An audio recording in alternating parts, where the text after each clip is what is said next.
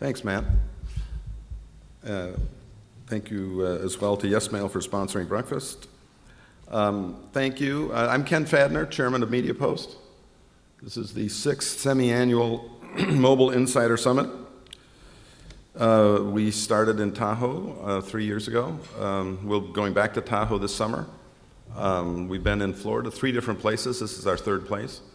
Why did we keep moving? I don't know, that's another story, but we hope you like this place. It has, if the weather was good, you'd have wonderful access to outdoor activities and getting out on the water and, you know, eco-kayaking tours and everything you could possibly imagine. But we don't know what the weather's going to be like the next couple of days. By the way, forecasts, you know, are never right down here exactly. But sometimes, unfortunately, they might be. It's supposed to rain the next 2 days, but yeah, tomorrow I think there's only like a 30% chance of rain, and that might well mean mostly sunny all day if you're an optimist. And so you'll have to stay tuned, in short, for things related to the activities that we had previously planned for afternoon and evening. We had a marvelous sunset tour planned tonight on the lovely Lady Chadwick. And, you know, that's, you know, we might have the tour without the sunset, depending on weather conditions. But we'll be sending you notices and alerts, probably by email, as opposed to any other means. And you'll just, we'll have to be flexible. And we beg your indulgence. Thanks for giving us a bit of a break on the weather conditions. By the way, if it is totally rained out, we're going to organize. Steve, just to calm down, okay? I got a few things. If it is rained out, we are going to organize a tour to the Ding Darling Nature Preserve on Sanibel, which is actually a major it's in the I don't know what they call it, the flyway or something. It's a major stopping off point for waterfowl that migrate back and forth between South America and other southern places, Florida and Cuba and the Northeast. So it's really quite an interesting operation. That may be a substitute rainy day activity. We'll just keep you informed. So I guess that's all I should do up here.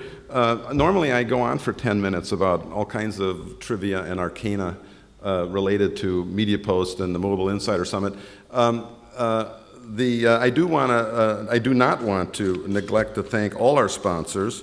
And you'll be hearing from and meeting some of them as the show goes on. But ExactTarget is our title sponsor. You'll be hearing from them at noon. We have, in addition to YesMail, other presenting sponsors are ScanBuy and AirG Media, and you'll hear from them at breakfasts and lunches the next couple days. And we also appreciate the support of 4C and Open Market. Open Market was our cocktail sponsor last night. And without any further comments from me, I'm going to turn it over to Steve Smith. He's the original Mobile Insider, at least at MediaPost, and I think he's been out in front of the industry for many years now, and we really do appreciate having his services exclusively to MediaPost, or almost exclusively.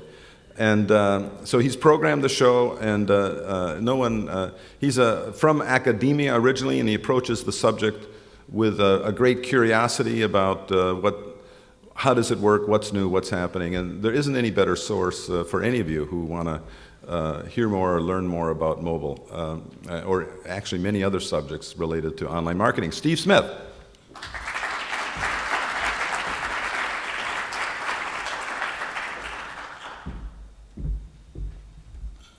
Hi, campers. Happy Valentine's Day. For those of you for whom it's news, it's 1-800-flowers.com. If you're like me, if you've got a husband, wife, spouse, boyfriend, girlfriend, you're paying a price for being here. So thanks very much. I know I am, and I've got it worse than most of you. We're supposed to go car shopping this weekend. So this could be a really pricey conference for me. We've named, we're running a little late, so I want us to get right into the content, because I think the content is self-explanatory. We've named this conference Customer First. The last one was called Mobile First. This one is Customer First, and it sort of follows a very simple principle that I think has been clear to anybody who's been watching mobile carefully over the last decade, really. And that is that the customers really have been defining what this platform is. For all of the attempts we've made to throw new gadgetry and technology at it, we continue to be surprised by how people have embraced it, and the ways and where and how and why they want to use it. Think about some of the fundamentals of the early years of mobile content. What were the things that took off? SMS. It started out as a back channel for techies to communicate with one another. Somebody decided to take on a whim to productize it, and it suddenly became the driving force for mobile for 5 or 6 years. Ringtones and wallpapers. We're in an age of high definition. And crappy media were the things that people embraced. We were being told all along, really, by the consumers that there was an important lesson in this new technology. It was not just personal now, it's intimate, and that means something. It changes the game for the way we relate to them. They were telling us all along that things like portability, convenience, personalization, intimacy, all of these things trump technology.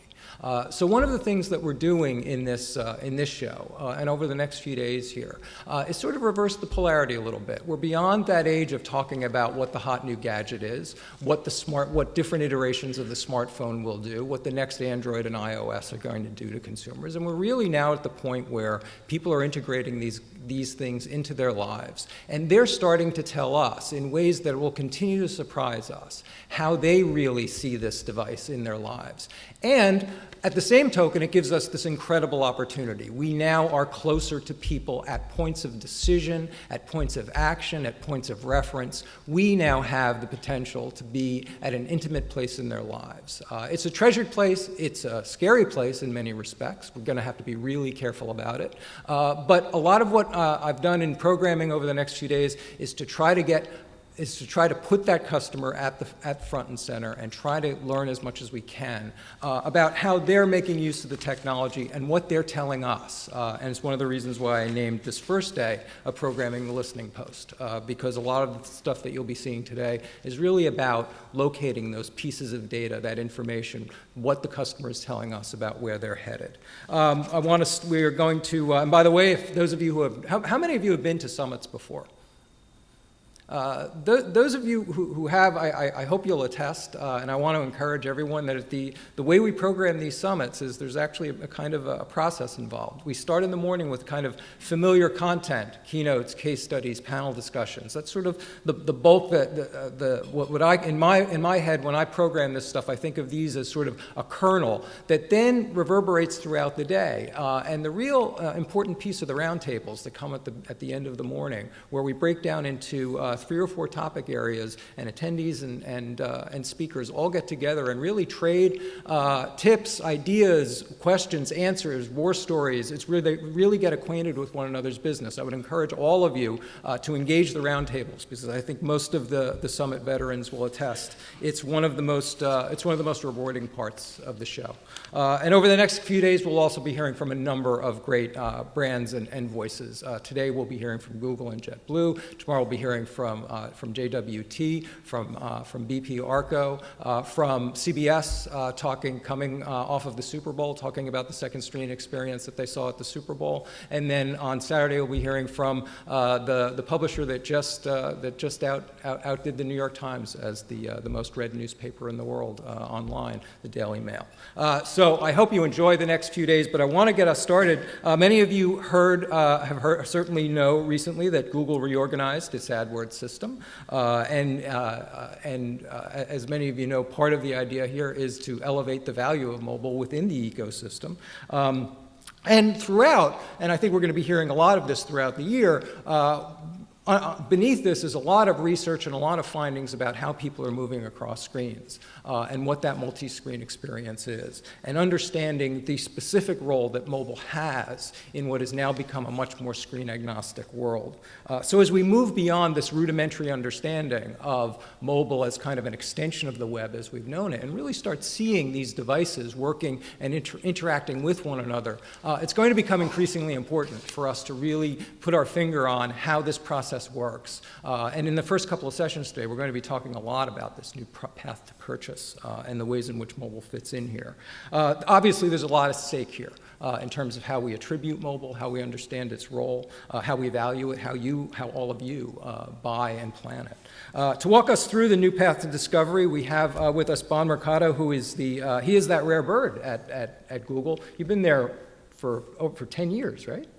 10 years, and Bon was also there at the inception of the mobile project at Google. You were one of the first members of the mobile team. Has since moved on to advise and consult throughout Google and throughout all of the ad sales projects at Google. He knows as much about Google and mobile as anyone since he was there to help invent it. Please welcome Bon Mercado.